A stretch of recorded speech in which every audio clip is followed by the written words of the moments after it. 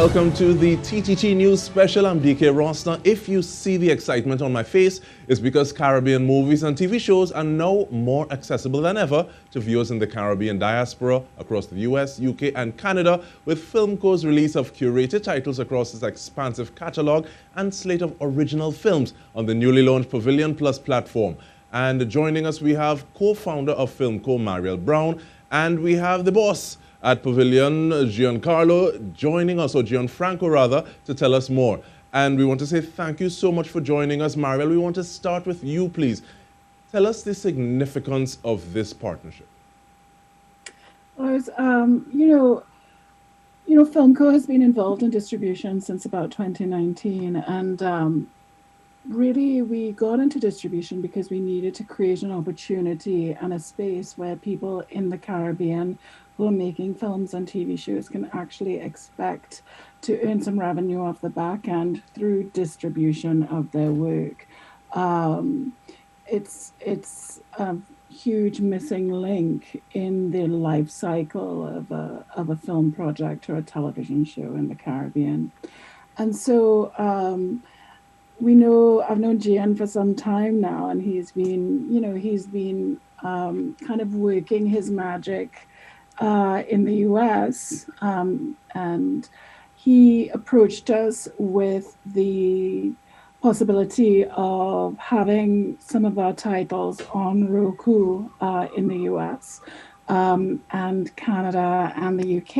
And I mean, it's just a brilliant opportunity because our job as a distributor is to try and find as many ways as possible for the work that our clients are making to find eyeballs and audiences and to earn revenue. And it's just it's a great partnership, and Gian is also so optimistic and enthusiastic. It's a kind of it's a lovely thing to have his energy pushing behind moving us forward. And also he sort of speaks the language of the online space far better than we do. And so when he's able to sort of communicate concerns or questions in a way that's also very encouraging. So for us, it's a really great partnership, and we are looking forward to it growing and yielding some positive fruit for our clients. And now, Gian, I want to pull you in. Thank you. Already, Mariel has spoken about, with you, she's spoken about magic, energy, opportunity. Give us a little idea of that magic that you're doing. I think it's in Los Angeles and Trinidad and Tobago. What is Pavilion Entertainment about?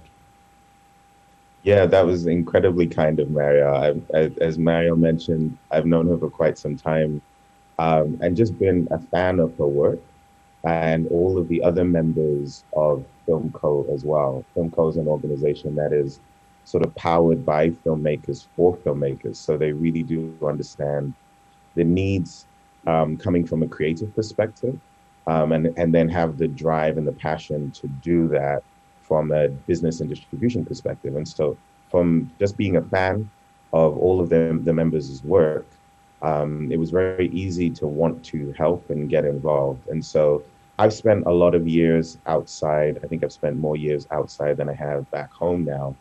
But my heart is still very much back home. And being inspired by our stories and our creative voice, I'm always looking for opportunities to sort of show that to the world. And also for people like myself, who are always dying to see things from back home, it's really important for me to be able to do whatever I can to make that a reality. And so I spent over 15 years now in the business, on the business side.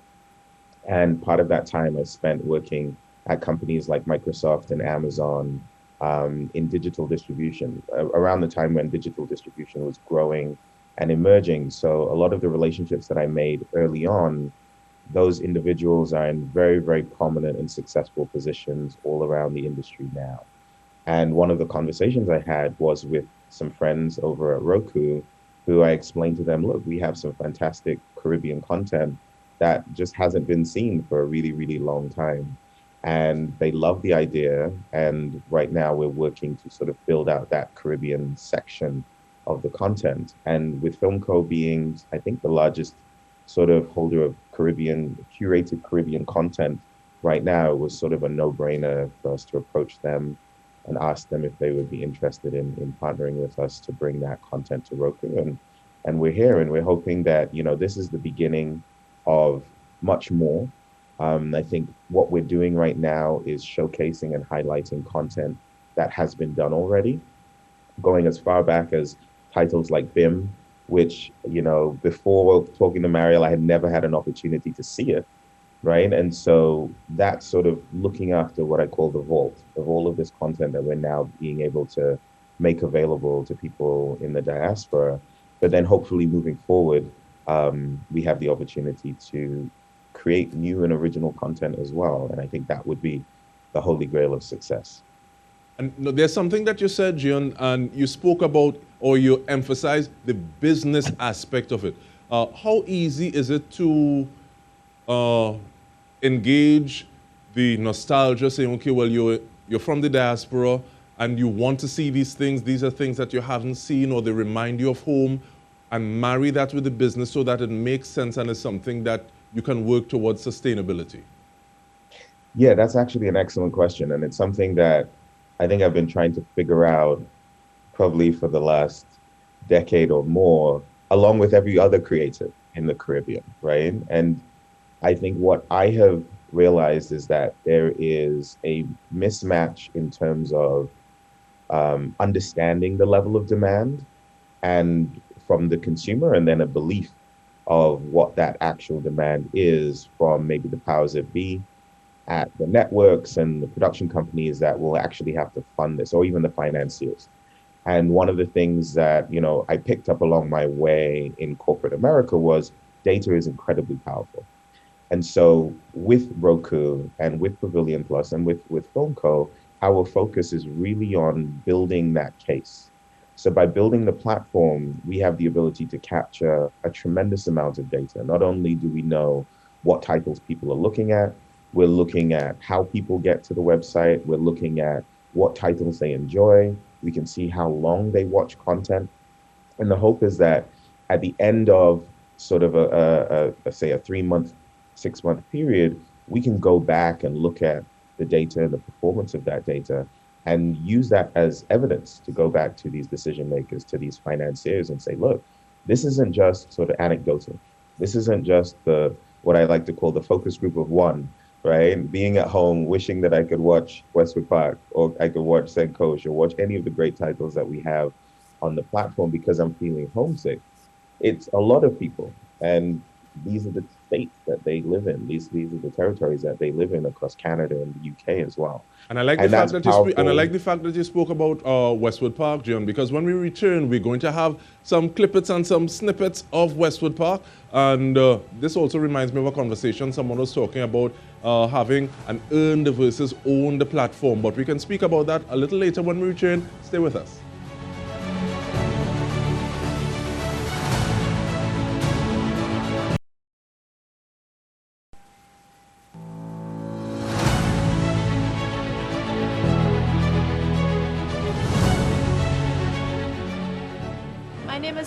But it is called my baby. It's a family thing now. It's the baby in the family, so that's why they call me that.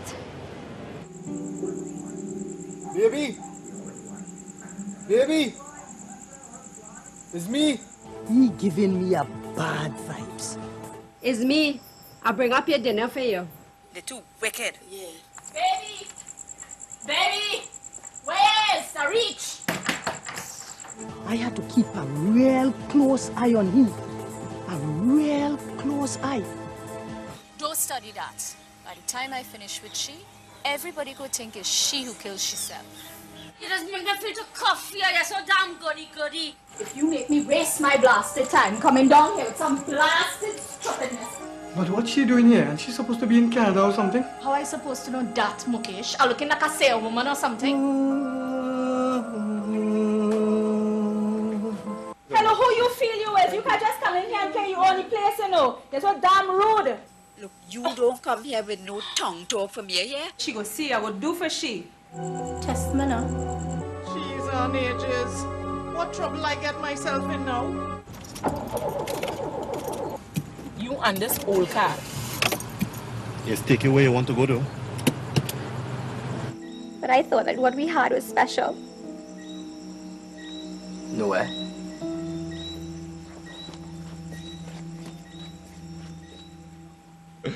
Welcome back. No, that gets me every time.